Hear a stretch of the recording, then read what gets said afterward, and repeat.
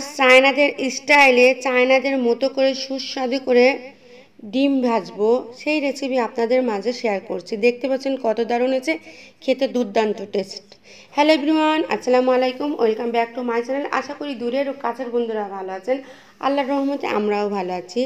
একটা কাঁচামরিচ এইভাবে ফাল দিয়ে মাঝখানের যে বিচি আছে বিচি করে খুব ভালো করে পরিষ্কার করে নেবে, একটা বিচিও যাতে করে না থাকে পরিষ্কার করে নেওয়া হয়ে গেছে। আবারও মাঝখানে এভাবে করে ফাল দিয়ে 4 ফাল করে নিয়ে কুচি কুচি করে কাঁচামরিচ কেটে নিচ্ছে।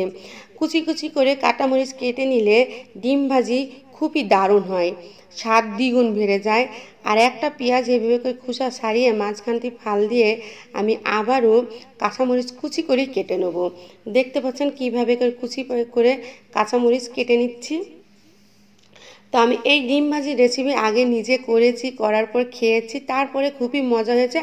আপনাদের মাঝে চায়নাদের মতো করে সুস্বাদু ডিম ভাজি রেসিপি আপনাদের মাঝে শেয়ার করছি। তো কাঁচামরিচ পেঁয়াজ কুচি করা হয়ে গেছে, দেখতে পাচ্ছেন কীভাবে করে কুচি করে কেটে নিয়েছি। কুচি করে কেটে নেওয়ার কারণে ডিম ভাজির স্বাদ দ্বিগুণ বেড়ে যাচ্ছে। আমি একটা আস্ত কি মোটা পেঁয়াজের রাখবো না, সবগুলোই কুচি করে নেব। স্বাদ মতন লবণ দিয়ে কাঁচামরিচ পেঁয়াজের সঙ্গে খুব ভালো করে মিশিয়ে নেব, একটু ডলে ডলে মিশিয়ে নেব। ভালো মিশানো হলেই মশলা ডিমের সঙ্গে খুব ভালো করে মিশিয়ে যাবে, খেতে দুর্দান্ত টেস্ট হবে। তো এভাবে মিশিয়ে নেওয়া হয়ে গেছে। 2টা ডিম ভেঙে দিয়ে দিচ্ছি, একে একে 2টা ডিমই আমি দিয়ে দিচ্ছি। দেখতে পাচ্ছেন ডিম দিয়ে একটা হ্যান্ড উইচের সাহায্যে খুব ভালো করে বিট করে নেব। খুব ভালো করে বিট করে নিচ্ছি, দেখতে পাচ্ছেন খুবই ভালো করে বিট করে নেওয়া হলে ডিম ভাজি খেতে দারুণ হবে। ভালো বিট হলেই ডিম ভাজি ফুলে বালিশ হবে। এই যে বিট করে নেওয়া হয়ে গেছে, ওপর থেকে ধনেপাতা কুচি দিয়ে দিচ্ছি। ধনেপাতা কুচি দেওয়ার কারণে ডিম ফ্রাই অসম্ভব মজা হবে, খেতে দুর্দান্ত টেস্ট হবে। তো আমি ফ্রাই প্যানে কিছু অল্প পরিমাণে তেল দিয়ে দিচ্ছি, তেলটা লো আছে, তাতিয়ে নিচ্ছি। তাতানো হয়ে গিয়েছে, দেখতে পাচ্ছেন তাতানো হয়ে গিয়েছে। আমি ডিমের যে লিকুইড আছে সেই লিকুইড থেকে 1 চামচ নিয়ে ফ্রাই প্যানে দিয়ে দিচ্ছি। খুব ভালো করে ছাড়িয়ে নেব, যতটা সম্ভব পাতলা করা যায়, যতটা সম্ভব ছাড়ানো যায় ছড়িয়ে নিতে হবে। পাতলা একটা পোলাপ করে নিচ্ছি, দেখতে পাচ্ছেন। নিয়ে পাটিসাপটার যে ভাঁজ দেয় সেভাবে করে আমি আস্তে আস্তে ভাঁজ দিয়ে নিচ্ছি, দেখতে পাচ্ছেন ভাঁজ দিয়ে নিচ্ছি। ভাঁজ দেওয়া হয়ে গেছে, আবারও 1 চামচ লিকুইড আমি দিয়ে দিচ্ছি। আগের ডিম ভাজির সঙ্গে জয়েন করে দেবো, জয়েন করে আবারও পাটিসাপটার মতো করে ভাঁজ দিয়ে দিচ্ছি। আর এইভাবে করে ডিম ভাজি করবেন, খেতে দুর্দান্ত টেস্ট হবে। আমার ভিডিও যদি ভালো লাগে আমার চ্যানেলটাকে অবশ্যই সাবস্ক্রাইব করবেন, লাইক শেয়ার কমেন্ট করবেন, পাশে থাকা আই বেল আইকনটি বাজিয়ে দেবেন যাতে করে আমার পরবর্তী ভিডিওর নোটিফিকেশন সবার আগে আপনার কাছে পৌঁছায়।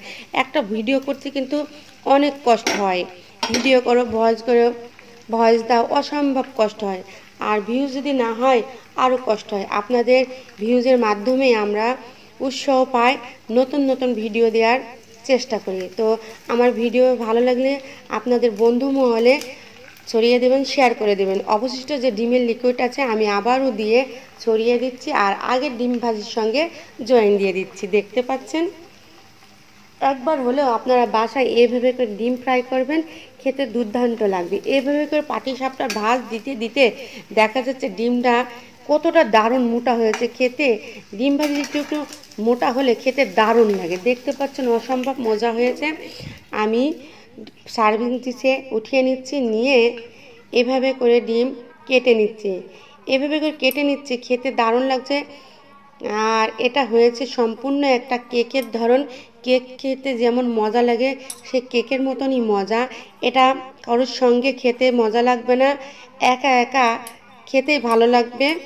এটা বিকালের নাস্তা সকালের নাস্তা হিসাবে আপনারা যখন তখন খুব অল্প সময়ে তৈরি করে নিতে পারেন। দেখতে পাচ্ছেন কত দারুণ হয়েছে, খুবই মজা। এভাবে করে আপনারা ডিমের রেসিপি করবেন, অসম্ভব মজা লাগবে। বাচ্চারা খেয়ে আবারও খেতে চাইবে। আজ এই পর্যন্ত, আল্লাহ হাফেজ।